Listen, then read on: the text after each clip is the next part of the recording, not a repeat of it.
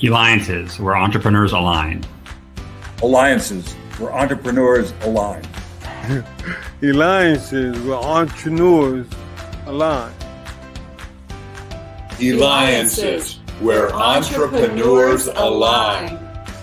Alliances, where entrepreneurs align. Alliances, where entrepreneurs align. Welcome to Alliances, the only place where entrepreneurs align.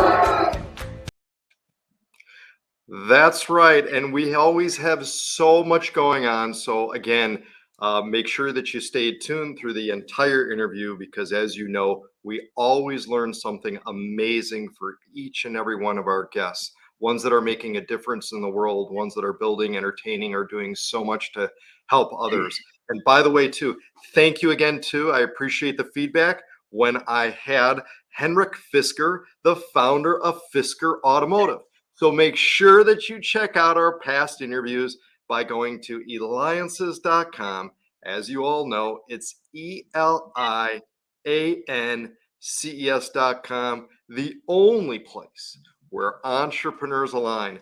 Well, I'm really excited today because we have someone, and he just recently came out with his book, and we're going to be talking about him, his book, and really the impact he is making on so many people. So with that, welcome to the show, Sean Reavie. Welcome to the show. We're really excited about having you here today. Good morning, David. Thank you so much for the opportunity. All right. So before we make the announcement of what recently has just been released, let's talk a little bit about you and your background in that. Now, you're a police officer, and you've been with the force for how many years now? 15 years, David. 15 years. And I'm sure you've seen a lot within the 15 years. And during that time, you came up with the idea of starting a foundation, right? I did, a foundation for children. And why would you do that? I was a detective in the Crimes Against Children unit for 6 years. It's a very disturbing detail, obviously, we're investigating physical and sexual abuse of children. And my youngest victim was a few weeks old and my oldest was 17, and it's everything in between. And I grew up a huge geek, a superhero nerd. I've got 10,000 comic books in my collection. And I was interviewing a profoundly abused 9-year-old boy. And he wouldn't talk to me because he was so afraid of me, because I was a male and I was the size of the person that had hurt him so severely. And we have a very limited amount of time in which we can talk to a child with this style of an interview. And I was running out of time. He was fetal positioned in the chair. He wouldn't talk to me. He wouldn't react to me until I asked him if he liked superheroes. And it completely changed his affect. And I'm talking instant. His eyes popped open, his arms flew up in the air, and he told me he loved Iron Man. And I asked him, well, tell me about Iron Man. And now he's flying around the room like Iron Man and, shooting beams out of his hands. And just the excitement was palpable with this young man. And I told him I love Spider-Man. And we talked about the new Avengers movie. Ant-Man had just come out. And now he saw someone he could trust and talk to because he felt empowered, because he was talking about a superhero. And I asked him, I heard something might have happened to you. And he said, yes. And I told him to tell me about it. And he did. And I was able to make an arrest and put that man in jail. But on the way out, it broke my heart. I couldn't give this child an Iron Man action figure or t-shirt so he could take that empowering feeling he had with him. And that is what started Put on the Cape, a foundation for hope. It was supposed to be a one-off event called Superhero September. It did very well. And for the next 5 years, I did events in September only, but it grew so fast and so much money was coming in. I made the decision to incorporate into my own 501c3 and expand my reach. I work with now 8 child advocacy centers in the Arizona Valley and 3 in my home state of Michigan. And it's just a beautiful thing to see when it happens. And again, you can reach Sean Reavie by going to putonthecape.org, putonthecape.org. And, Sean, from the stories that you hear, how does one hold back from just not wanting to beat the living crap out of someone that takes advantage of a helpless child? Well, metaphorically, I am beating the crap out of them.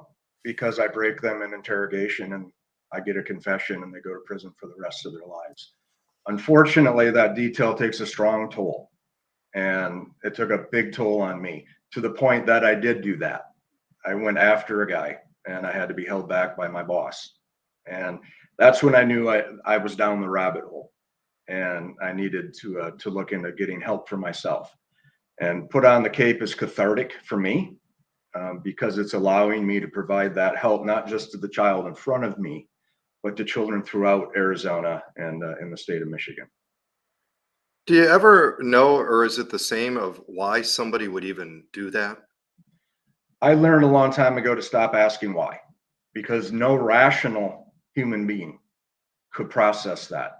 And the way I turn that around is, as sad and hurt and angry as it makes you feel, that perpetrator is just as confused and angry as to why you don't understand why he does it. And I'm talking sexual abuse at that point. And that's when I learned these are not people you would just have a normal conversation with. You have to become them when you interview them and literally prop them up and worship their decisions, and they'll start trusting you and talking to you. It's a difficult process. I'm sure, but yet now you're doing something about it by having and developing and putting together putonthecape.org and making a difference with the foundation to help. Yes, and we do that through superhero themed events. We have 5Ks, golf tournaments, we run car shows, and in September, this is the 8th annual Superhero September upcoming, whereas we attach an advocacy center. I asked them, for example, we're doing one for Chandler and Scottsdale at the last Saturday in August because of the Memorial Day or Labor Day weekend. They bring their wish lists to Target Superstore in Mesa. We provide the money to them from donations we've received and sponsors of that event. And they go with, last year, I think we spent $12,000 between Scottsdale and Chandler for their victims. And we do the same thing for Glendale's Family Advocacy Center. The 5K is for the Southwest Family Advocacy Center. We've given them over $20,000 in the 4 years of this 5K. And they'll be the first center we crossed $50,000 given to. We're $750 short, and that includes gifting kind, clothing, food, diapers, educational supplies, and things advocacy centers don't have budgets for. And what I want to do, because I was there, I was 1 degree away from, I saw the needs that center had. That's why I created Put on the Cape. I want to take the burden of fundraising and asking the community for those items from the professionals in that center so they can focus on the kids. Let me worry about where the money's coming from and where the needs are coming from. And that's how we take care of our team. I mean, and you have grown, I mean, again, from something that you thought you were going to do as a one-time off thing to now growing and continuing to grow. You ever just look back and just go, that's my purpose, that's what I'm here to do? I mean, yes. And we had an event in year 2, which in anything, David, you have to fail to learn. And the problem is a lot of people stop after the failure. Well, this isn't going to work. We had an event at a comic book shop that 2 people attended over 3 hours, and someone donated a can of lentil beans and a rubber chicken squeak toy. That was it. I still have the rubber chicken squeak toy, and if I was in my home office, I'd hold it up, because that is what I look at to say, that's my driver. I never want to be in a position to do that again and get something so inconsequential that really isn't going to help anybody. That's my driver, that failure, because I made the events better going forward.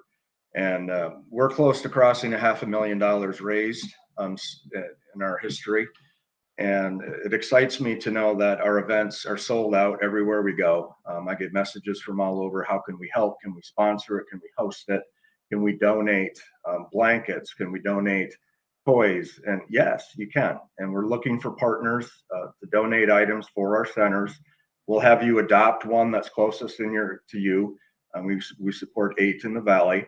And if you live in Chandler, everything that you give us will go to the Chandler Center.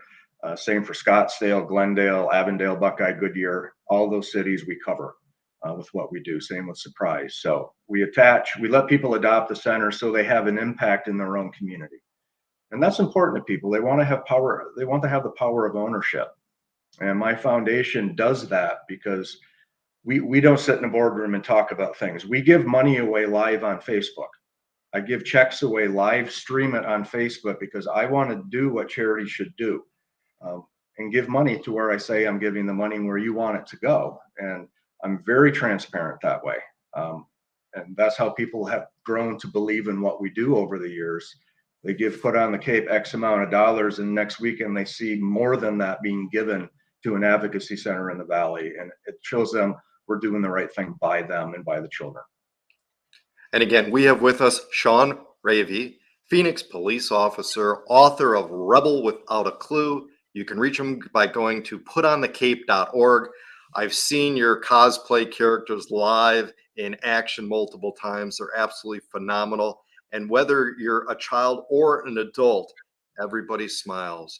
They're into it like no other. So it's absolutely phenomenal. And you're listening, watching me, David Kogan, host of the Eliances Hero Show. Make sure that you go to Eliances.com. That's Eliances.com, the only place where entrepreneurs align. And you may actually see live in person Sean at one of the many various experiences. In fact, Sean is part of the Eliances community. And Sean, what's it been like for you to be part of the Eliances community? Well, it's opened up a lot of avenues for myself. The vice president of my foundation came from the Alliance group. And Christine and her publishing company, Rich Pageant Media, is the publisher of my new book. And yourself, of course, with your son Max and his dynamic entrepreneurialism, we reach out and we work together. And it's a synergy. You know, everyone rowing in the same direction is wonderful when everyone has the vision and the belief, and everyone works together. It's a very professional organization. I get messages constantly from people, hey, I'm in Eliances. I'd love to get to meet you and know you more, know about your foundation and help you with your goals. So it's a wonderful investment. It's a wonderful group of people. And they're people who have done things. And they've separated themselves through success, through failure, and then success, much like I have.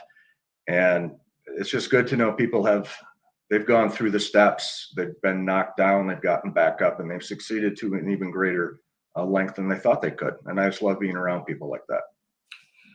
Excellent. And now I want to get into really the book that you came out with. You're the author of Rebel Without a Clue. I just love the title, Rebel Without a Clue. What's it about? What was the inspiration to even create and go through it? Because this is your first book, and I'm sure now you look back, you go, yeah, that's a lot of work. It was so much work. Oh my gosh. Just when I thought I was done, I wasn't done. Another text message from Christine came in, and that was all day Saturday. Another one, that was all day Sunday. And even I'm here at a conference, and I was still working on publishing issues. Rebel Without a Clue is about my father, Edward Reavie. He is ranked top 3 in the world as far as an auto show promoter. I grew up in St. Ignace, Michigan. It is on the north side of the Mackinac Bridge, connecting Michigan's Upper and Lower Peninsula. In 1976, my father, who was a lifelong gearhead, by the age of 7, he could identify any make or model car that he saw. And later in life, all he had to do was hear the exhaust system, and he could tell you exactly what company it was. He had a lot of heroes growing up, not like I did with superheroes and things of this, but his heroes were car culture guys. You know, Carroll Shelby, the designer and creator of so many fantastic automobiles. Zora Arkus Duntov, who created the mind-blowing Corvettes in the mid-50s to the late 60s. Bill Mitchell, the preeminent designer of automobiles in the history of the world for General Motors, and all the way even through to race car drivers. Don Big Daddy Garlitz, you know, the legendary race car driver. John Schneider from the Dukes of Hazzard fame. And so all of these things, my father, he told me, and he tells people, why would he start a car show in a town with 2,200 people that had no traffic lights? He said, I had too many heroes to meet in my lifetime. So what I wanted to do was create a car show, an event that was about the quality of the show itself to attract all those people to see me and meet me. And that's exactly what he did. The St. Ignace Car Show was ranked the #1 show, the #1 car show entertainment package in the world by a France French automotive magazine. Australian Street Rodder called it the best car show ever. Hot Rod magazine, Rod and Journal magazine ranked it the #1 car show experience in the world. In that little town, and at its height, the show brought in 4,000 show cars and 100,000 spectators. And yes, Carroll Shelby arrived in St. Ignace with Zora Arkus Dungtoff, who flew him in on his private plane. And the stories my father has through the years of hanging out with Carroll Shelby, Don Garlitz, Big Daddy Ed Roth, and John Schneider, and Gordon Bierig, and just men who have created the automobiles that we all see and love and want out there. And so I've been lucky growing up with this. George Barris, the creator of the Batmobile, and the Monkey Coach, and all of these fantastic Hollywood cars, was guest of honor at my dad's show. In fact, Dad drove in the Batmobile with George Barris down in a parade, and that's a picture I have on the cover. Is Dad with George Barris, and I have a picture of Dad with Carroll Shelby and Zora Arkus Dungtoff in his living room. And Dad's biggest movie influence was American Graffiti. And through the years, he had Paul Lamont, who was John Milner, Candy Clark, who was Debbie, and Bo Hopkins, who was Joe the Pharaoh, who just recently passed away, all in his living room. And Dad was inducted into the Pharaohs. George Lucas and Dad became pen pals. When the Tucker automobile movie came out, George Lucas sent Dad the velvet ropes for Dad to have a Tucker in St. Ignace. I mean, the man has done something that if Hollywood had to be tasked to create a character and they came up with my father, no one would believe it, the things that he's accomplished. Last year, after the 45th annual St. Ignace Car Show, my father's very ill. He's been dealing with cognitive issues and heart failure for years. And he's very weak, and he's in the early stages of dementia. And one of the car guys asked Dad, how in the hell did you get Carroll Shelby to come here? And Dad went into this stories about he and Carroll Shelby getting pulled over by the state police for drinking Budweiser lawn necks as they roared down the road. Zora Dungtoff and he and Zora's wife driving a Corvette 140 miles an hour from Detroit to St. Ignace in 2.5 hours. I've never heard these stories, and I stood next to my dad for 45 years, and he just kept going. I'm like, I've never heard this before. I heard stories about things I didn't even know my dad did. Donate ambulances to the hospital, give scholarships to underprivileged kids who lost their parents or needed an apprentice. He was always there to help, but never publicized it. And so when I learned how progressive the dementia was, I said, two things are going to happen. Either these stories are going to be lost forever, or the only person who could tell this story needs to tell it. And that was me. And so for 9 months, 10 months, I interviewed 18 past guests of honor, Candy Clark, Bo Hopkins. My interview with Bo Hopkins was the last interview he gave before he passed away. And recording stars, Freddie Cannon and Dee Dee Gregarious from the Crystals, and all these amazing people who came to our show all gladly wanted to be interviewed by me. The designer of the C5 through C9 Corvette, Tom Peters, wrote the foreword for the book. Brian Baker, the vice president of the Automotive Hall of Fame, read it and gave me a recommendation. He said I missed my calling as an author. And it was like listening to a friend tell you stories. And there's 46 years of history in this book. And I can confidently say there's not another book on the market that covers that much automotive history with interviews by the people who made it all happen. Right. And it was a privilege for me to talk to these great men and women. Absolutely phenomenal. And again, and you can get the book right now by going to Amazon, right? Make sure you go to Amazon. Put in Rebel Without a Clue, Reavie, Reavie. Because shockingly, there's other titles called Rebel Without a Clue. And yesterday, and I didn't even know such a thing could happen, I went to the site, Amazon site, because, you know, it's what we do when we're authors. And I saw a little banner attached to it. And it said #1. Wow, what could that possibly mean? And I clicked on it. So Rebel Without a Clue is the #1 bestseller among new releases on Amazon. And that was one day. So phenomenal. So again, what you've got to do, make sure you go to Amazon after this interview, go to Amazon, make sure you type in Rebel Without a Clue and Reavie. So Reavie. You'll also see the banner again below in that. You'll see his name spelling there. So make sure you go to Amazon after the interview and make sure you check out his book. Congratulations on that. I mean, #1 on Amazon, that's like, I mean, it It's really cool. can't get any higher than that. I mean, right? So there, Yeah. that's absolutely truly amazing and stuff. And I believe too, is we had a couple members that had also gone to the car show, including a quarter of the cast of Happy Days, right? Don Yes. Most and Anson Williams. They're both members of Eliances and have come to our grand tables. Yeah, So John Schneider was guest of honor one year, and I want John Schneider to play my dad in the movie because they're the same height, same glorious head of hair, you know. And my dad's personality was, I've never met anyone like him no one's a stranger to my father. He knows everybody and he treats them like kings and queens. And wonderful. That's it's incredible. a shame. Yeah, and this book covers all of that and more. And if you also want to see my interview with Don or Anson Williams or John Schneider, make sure you go to Eliances.com. We've had them all on the air. Eliances.com. And again, you're watching, listening to me, David Kogan, host of the Eliances Hero Show.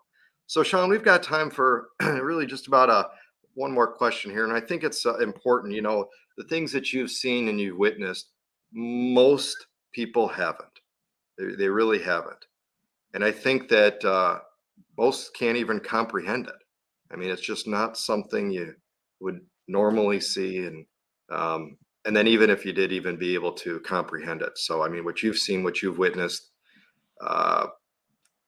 it's, and to and how it can affect someone, just as unbearable, to be quite honest with you, after seeing, and I'm sure of something like that. So what kind of advice can you give for parents that are out there? They want to make their children make a mark in the world like you have, and really make a difference with others as you do, have, and continue to do in that. What kind of secrets can you share with them about, to be able to raise and foster their children, to kind of be on the lookout about this, but not scare them about what can happen, and to grow up and make a difference? Well, behaviors are everything in a child. If a child is affable, playful, and happy, and then the next week he's sullen, dark, and quiet, something's happened. So you have to look for the warning signs of any kind of trauma in a child's life, because they don't know how to process that trauma, and it will change their behaviors. And you're not paranoid. You're not a crazy helicopter parent. If your child's changed in their behaviors, there's a reason for that. Check that out. And also just, I'm a published author at 55 years old. I became a police officer at 40. And you can fail in life. It's okay. And it's okay. And I'll say this with a qualifier. It's okay to quit. Just have a timeline on how long you quit. When I was actually homeless at 39, I lost everything. And I was crying in the garage. My father came up behind me and says, "You have 15 minutes. Get it out, throw up, break something, but you leave it in the garage, and when you come in, make a plan." And so that's what I'll tell everybody. You will fail. You can quit, just don't quit forever, and get back up and strive forward for success. Because if I can do it at my age, you can do it anytime, any place. So just be strong and believe in yourself. Well, Sean, you're certainly making a difference in the world. You really are. And and coming out and releasing author of Rebel Without a Clue. Make sure you go to Amazon. Sean Reavie, making a difference in the world. That's a hero. Helping children, and now publisher, now author, #1 on Amazon. Make sure you check him out. This has been David Kogan with the Eliances Hero Show. Make sure that you check out Eliances.com, Eliances.com. But you got to dance with me now too, Sean. We'll take it.